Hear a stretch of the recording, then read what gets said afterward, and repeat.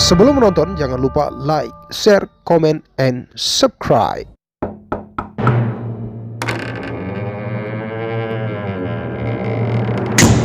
2, 1, action. Baik pemirsa, Panji Menetama, kita akan mencoba keliling di mana tempat-tempat yang sudah pernah disinggahi oleh Presiden Insinyur Soekarno kita, Presiden pertama, di perkampungan 40 Laut ini. Jadi ini kampung ini sudah banyak rumah, bukan satu rumah saja yang disinggahin, tapi sudah ada beberapa rumah di daerah sini. Maka dari itu kita akan keliling satu persatu ditemani oleh Pak RT langsung, Pak ya? Ya, insya Allah. Ya. Oke, baik, jangan kemana-mana, tetap di Panji Menetama. Terima kasih. Di sini dulu ya. Ya, Mau kasih terima banyak kasih, Pak, ya. sudah Terima kasih. informasinya. Ya, Assalamualaikum. Ya. Nah pemirsa, kita ditemani sama Pak RT mau mendatangi kediaman Bung Karno yang bersinggah dan tidur di situ. Tadi kita barusan ke rumah makan Makannya Bang, dari pagi, siang dan sore ya. Jadi kita ke depan, ke kiri, Bang. ke kiri.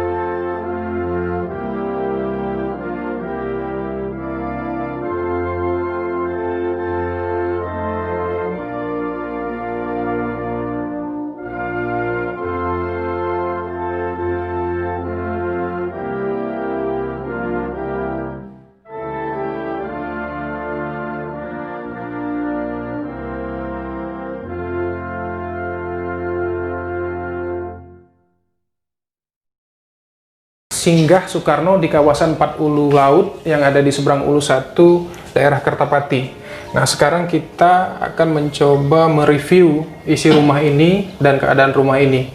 Ditemani langsung yang Pemilik rumah? menghuni rumah ini ya, dengan Bapak siapa, Pak? Pak Maman atau Abdurrahman. Pak Abdul Rahman. Pak, di sini Pak Presiden Bung Karno sering berarti bersinggah dan tidur di sini ya. Jadi gini, ini sebetulnya riwayat ini, cerita ini, saya nggak alami kan. Iya. Waktu itu sejarahnya Soekarno itu kan dibuang di Bengkulu, di apa? Di Bengkulu sama Ibu Inggit. Tahunnya sebelum kemerdekaan. Iya. Iya. Nah kebetulan di sini ada sahabat dia yang namanya Raden Panani. Raden Panani kan dari Jawa, sahabat sama Soekarno. Raden Panani ada tenaga guru yang didatangkan oleh kakek saya, Haji Anang. Pak Panani bilang sama Pak Soekarno, sebelum kamu pulang ke Jakarta, singgah dulu ke Palembang. Oh. Begitu ceritanya. Jadi keberadaan Soekarno ke sini lantaran Raden Panani tadi. Orang panas. Raden Panani, dia orang Jawa. Itu tenaga guru yang didatangkan oleh kakek Dan saya. tempat tidur Bung Karno di mana? Kalau tempat tidur, ya kan, sebetulnya dulu Raden Panani itu di situ di sebelah sana Tigaulu, tapi rumah itu sudah dibongkar, jadi ganti. Ya. Dia tidur sama Raden Panani tadi. Di sini. Bukan di sana, bukan sini. Di sini dia cuman makan makan dan minum di sini. Saya mau duduk ketinggian aku ini. Saya mau nanya, Pak. Jadi kenapa mesti rumah ini yang dijadikan rumah singgah, Pak? Kan di perkampungan ini banyak rumah-rumah yang sudah disinggahi oleh Soekarno, Presiden Soekarno. Nah, kenapa harus rumah ini yang menjadi rumah singgah? sepengetahuan saya, pertama sekali rumah ini yang didatangi karena berhubungan dengan Raden Panani tadi. Raden Panani kan anak angkat kakek saya di sini. Nah, si Panani memperkenalkan Soekarno dengan kakek saya. Soekarno waktu itu belum presiden kan, masih pejuang. Oleh si Panani, yang pertama kami, itu kan rumah kakek saya juga yang di atas, dibawa ke situ, diajak makan di situ, ada ceritanya lagi di situ. Nah, lantas sama si Panani diperkenalkanlah dengan pejuang-pejuang di sini. Di sini basis perjuangan kemerdekaan. Maaf ya, kalau kakek saya nggak pernah cerita. Kakek saya ini pemodal dan pembeli senjata. Pembeli senjata untuk perjuangan 4 hari 4 malam. Yang kenal kakek saya hanya petinggi-petinggi pejuang kayak Akagani, M. Isa, orang-orang itu yang tahu dengan kakek saya. Karena kakek saya orang yang nggak mau diekspos. Nah, di samping itu dibawa juga ke Dua Ulu. Soekarno ada masih warga nenek saya, namanya itu kepala kampung sana di Dua Ulu, itu dikenalkan dengan Soekarno. Kan dikelilingi, dikenalkan semua dengan pejuang-pejuang di sekitar sini. Oh, di sebelah Ulu ya? Nah, di sebelah sini ya, di sekitar di 4 Ulu, 2 Ulu gitu ya. Nah, itu ceritanya. Makanya mengapa Soekarno dikatakan ini masih tidak rumah lain? Karena pertama dia bawa sini. Artinya ini termasuk rumah proklamasi sebelum perjuangan kemerdekaan itu terjadi. Ya. Ini merupakan rumah pergerakan kumpulan perjuangan yang di sini. Jadi membahas mungkin apa strategi-strategi Ya, untuk kemerdekaan seperti apa, Pak? Mungkin. Itu bisa jadi. Berarti ini ada. Bung Karno itu belum jadi presiden. Ya, artinya Bung Karno sendiri itu sangat sering ke Sumatera Selatan, khususnya Palembang ini memang jaringan Soekarno, Insinyur Soekarno, Presiden Soekarno itu jaringannya berarti di Sumatera ini sangat kuat. Satu lagi, maaf, sebelum ibunya dulu, cerita Ibu Fatmawati itu masih gadis, sudah akrab di sini, sudah familiar di sini. Oh, kenapa? Ibu Fatmawati. Ya, kenapa? Bapaknya Hasanuddin di Bengkulu, dia tokoh Muhammadiyah. Kakek saya di sini tokoh Muhammadiyah. Di sini basis perjuangan lahirnya Muhammadiyah boleh dikatakan di sini. Jadi Muhammadiyah. Itu. Maksudnya Universitas Muhammadiyah? Bukan, Muhammadiyah, organisasi Muhammadiyah. Jadi kakek saya, kalau kakek nggak pernah cerita, saya cerita, udah nggak ada lagi.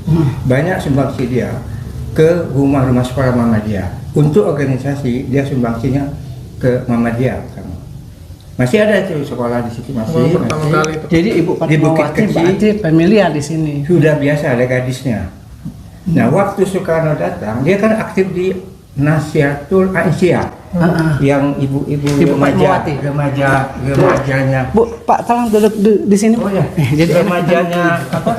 Remajanya Muhammadiyah ya. Ibu putri-putri Muhammadiyah kan. Nah, beliau tuh ya di sini biasa waktu Soekarno datang, pada datang. Ibu Fatmawati juga datang. Sama-sama kawan-kawannya sini ngumpul. Baru pertama kali melihat itu Soekarno mungkin. Melihat Ibu Fatmawati. Iya, mungkin. Bisa jadi nembaknya Soekarno itu di sini, bawa alam ya. Dari mana Pak Presiden Bung Karno itu kenal? Kalau nggak dia masuk sini. Nah, kan ini kan perhimpunan Muhammadiyah. Nah, gitu. Ya enggak kalau misalnya kita mau ngulas dari sedikit, tiba-tiba Pak Bung Karno ke sini. Iya. Melihat pertama kali Ibu Fatmawati. Iya. Berarti kan pertemuannya di sini dong. Iya, bisa jadi. Ini kan kita belum bukti ya. Ini kan istilah itu dari sejarah dari bapak ke bapak dan ibu. Sejarah ya. Bercerita kan. Iya. Kita kan tadi turun bercerita betul, harusnya. Ya enggak. Jadi dari anak ke anak. Memang waktu itu kata nenek saya, ibu saya, Ibu Inggit tuh orangnya kan itu. Gadis-gadis Palembang ini cantik-cantik. Tapi maaf katanya karena kurang sayur kali kulitnya nggak halus. Gitu. Ada ini. Dari situ mungkin sudah ada curiga mungkin. Yang paling cantik itu kan waktu itu Ibu Fatmawati. Iya. Asli Palembang, Pak. Ibu Fatmawati Bengkulu. Dia itu kan dari Bengkulu disekolahkan oleh bapaknya ke Palembang sini. Oh, Ibu Fatmawati dari Bengkulu disekolahkan ke sini. Bukan tinggal sini, bukan. Iya, tapi disekolahkan di sini. Di Muhammadiyah juga. Itu kaitannya. Nah kebetulan waktu itu Soekarno didatangkan oleh Pak Nani tadi. Iya Pak Nani. Ini ada pejuang dari pusat, datang ke sini ya pada datang kan dulu kan. Nah, lihatlah Soekarno di situ. Mungkin Soekarno tuh katanya memang begitu orangnya kan. Kacamata apa dia dulu mungkin itu. Jadi melihat Ibu Fatmawati di sini yang pertama kali. Artinya pertemuan antara Bapak Soekarno dengan Ibu Fatmawati di rumah ini. Di rumah Bisa jadi. Bisa jadi. Karena dari sini kan kita melihat dari ulas, karena Ibu Fatmawati juga dari Bengkulu. Iya, Bengkulu. Sekolahnya di sini. Iya. Setelah sekolah di sini tiba-tiba Pak Nani datang ke sini ngajak Presiden Bung Karno. Nah, sama istrinya. Dari mana pertemuannya kalau nggak dari sini? Ya, Ya nggak? Kalau kita lihat kutip alur ceritanya. alur ceritanya. Dan berapa kali setelah makan di sini, habis itu makan di belakang. Berarti nggak mungkin sekali. Itu juga rumah kakek saya sama. Iya, sama aja. Jadi kan serumpun kan. Rumah ini kan. Jadi rumah ini rumah utama, Iya. itu di belakang itu rumah untuk kediaman barangkali adik-beradik ya di situ ya. Rumah Depok ini adalah rumah di mana Soekarno sering berdiskusi dengan para pejuang yang ada di kota Palembang. Rumah tempat Soekarno tidur sebenarnya ada di kawasan Dua Ulu di rumah sahabat beliau H.M. Ashari.